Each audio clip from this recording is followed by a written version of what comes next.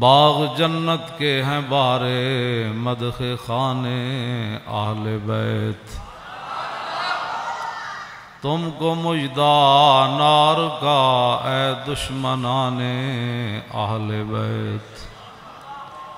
ان کے گھر بے اجازت جبریل آتے نہیں، قدر والے جانتے ہیں قدر و شان اہل بیت۔ اے شباب فصل گل یہ چل گئی کیسی ہوا، کٹ رہا ہے لیلہاتا بوستان اہل بیت۔ سر شہیدان محبت کے ہیں نیزوں پر بلند، خدا نے اور اونچی کی قدر و شان اہل بیت۔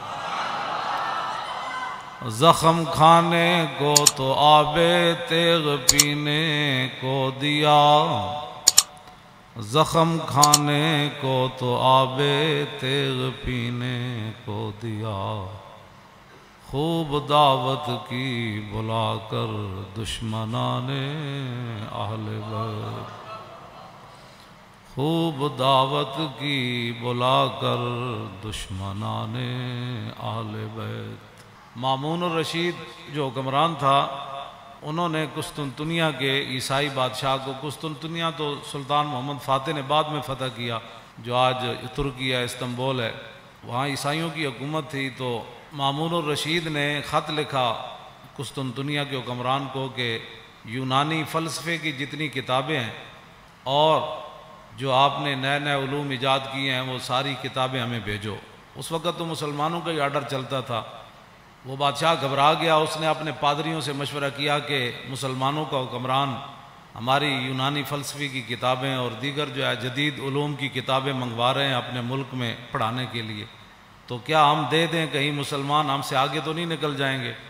تو ان کا جو بڑا پادری تھا اس نے کہا کہ ساری بھیجو، ساری کتابیں بھیجو۔ اس نے کہا کیوں؟ اس نے کہا جب یہ ہماری کتابیں پڑھیں گے نا فلسفے کی، تو پھر یہ قرآن و حدیث بھی فلسفے سے سمجھیں گے، پھر یہ امام حسین کی شہادت پر بھی فلسفہ شہادت بیان کریں گے، اور معراج شریف پر بھی یہ فلسفہ معراج ہی بیان کریں گے، اور نماز پر یہ فلسفہ نماز ہی بیان کرتے رہیں گے۔ ہاں جی، ان کو پھر ہر بات جو ہے وہ ہماری عینک سے یہ اپنا دین پڑھیں گے، فوراً بھیج۔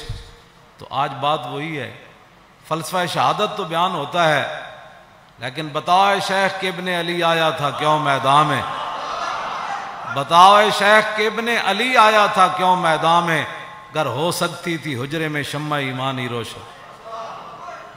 فلسفہ شہادت، ساری فلسفہ شہادت، تو اس کی بات، اس پادری کی بات کتنی عجیب تھی کہ بھیجو بھیجو۔ یہ جب قرآن بھی پڑھیں گے تو پھر فلسفہ قرآن ہی بیان کریں گے، فلسفہ حدیث ہی بیان کریں گے، انہوں نے اور کوئی بات نہیں کرنی۔ اس کی وہ دور رس نگاہیں اس پادری کی دیکھ رہی تھی۔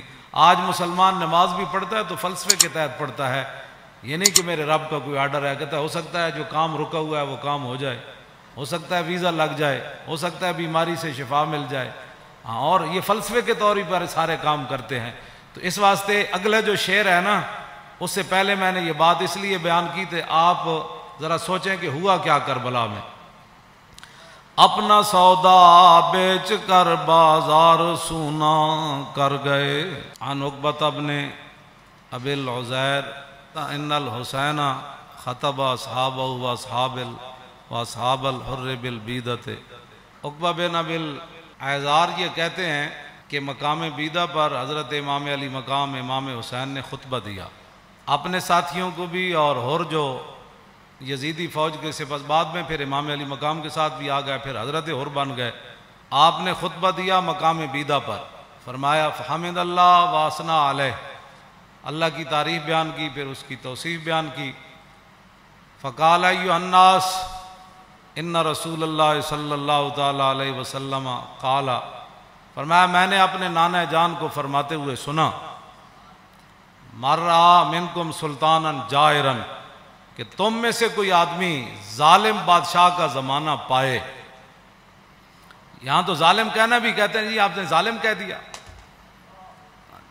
مر رہا منکم سلطانا جائرا، تم میں سے کوئی آدمی ایسے بادشاہ کا زمانہ پائے جائر، جو ظالم بادشاہ ہو، مستحلا لحرم اللہ، جو اللہ تعالیٰ کی حرام کردہ چیزوں کو حلال کر رہا ہو، ناقصا لعہد اللہ، وہ اللہ کے ساتھ عہد و پیمان کر کے پھر اس کو توڑ رہا ہو. کلمہ پڑھنے کے بعد تو پھر نگاہ اور بندے کا رخ اور بندے کی ساری باتیں پھر ادھر ہی ہونی چاہیے نا.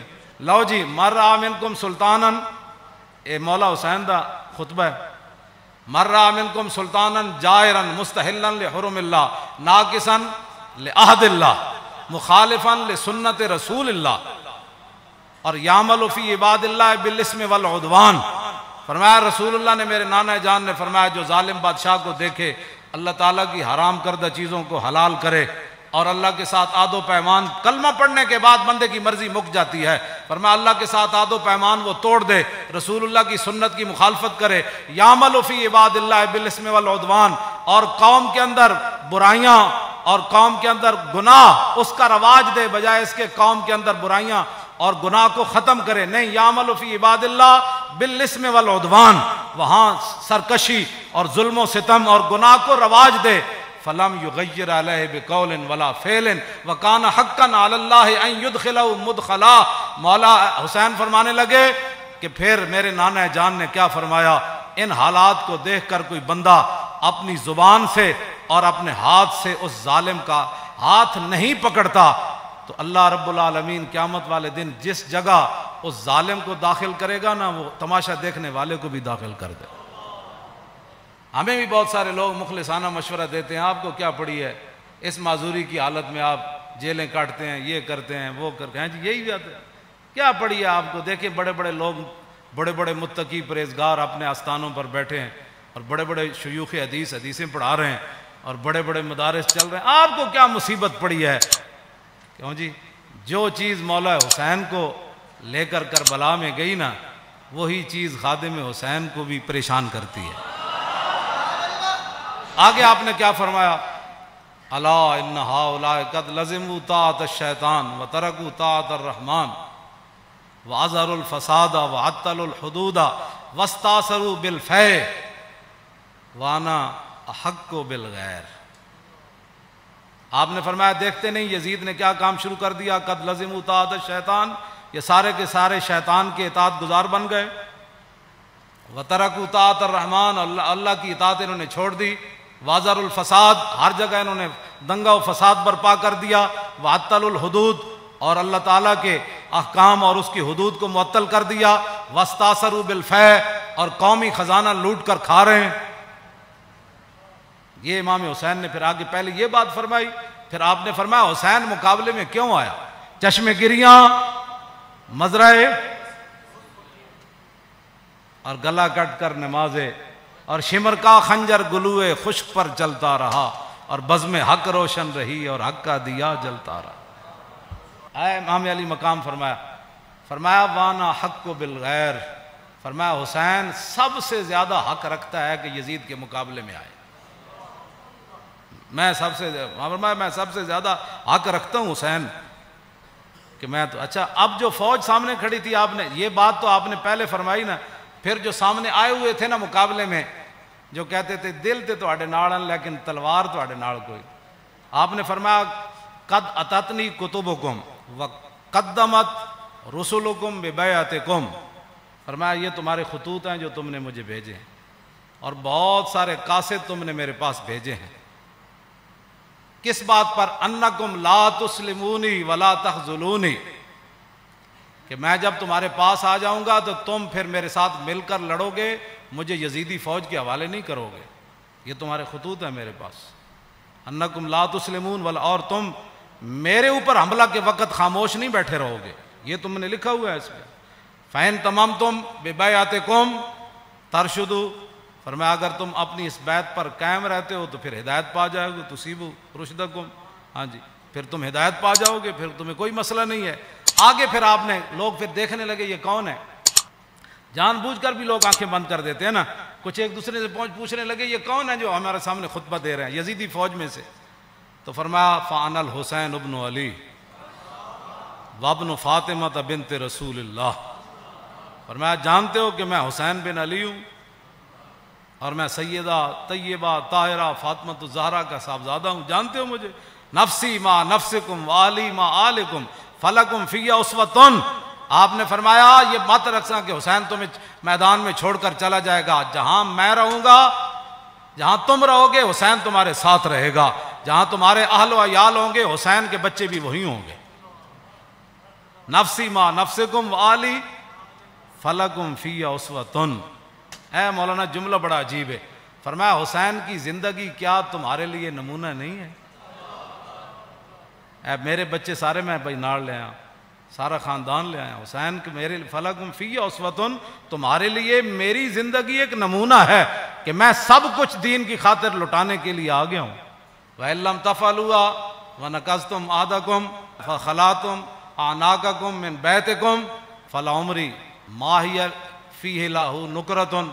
آپ نے فرمایا کہ اگر تم میرا ساتھ نہیں دیتے اور جو تم نے وعدے کیے وہ توڑ دیتے ہو، میری بیعت تم ختم کرتے ہو، تو اللہ کی قسم مجھے اس پر کوئی زیادہ تعجب نہیں ہے. لَقَدْ فَعَلْتُمُوهُ بِأَبِي وَأَخِي وَابْنِ عَمِّي مسلم. فرمایا مجھ سے پہلے تم میرے ابا جی کے ساتھ بھی یہ غداری کر چکے ہو، اور میرے بھائی حسن کے ساتھ بھی تم غداری کر چکے ہو، اور میرے چچا زاد بھائی مسلم بن عقیل کے ساتھ بھی غداری کر چکے. وَالْمَغْرُورُ مَنِ اغْتَرَّ بِكُمْ فَحَظَّكُمْ أَحْطَاطُمْ وَنَصِيبَكُمْ دَيَّاتُمْ.